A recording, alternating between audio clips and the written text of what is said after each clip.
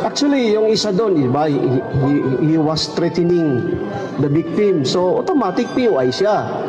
Kasi namatay yung tinrete niya eh. Then yung matanda, he was there. I believe, ito sinasabi ko, may alam talaga ang matanda. Kasi very timely yung pagpunta niya doon. He waited for Kapitan Bukol to arrive. He has something to accomplish that night. And which is na-accomplish niya. So, yun, POI yung matanda. Then the rest, yung mga, of course, may nandoon yung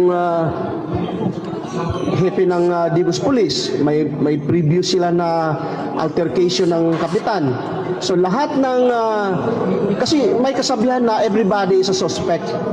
So by process of elimination, kung sino yung talagang may hand, may involvement, siya ang focus namin ngayon. And the soonest or later, they can be described as suspect na talaga.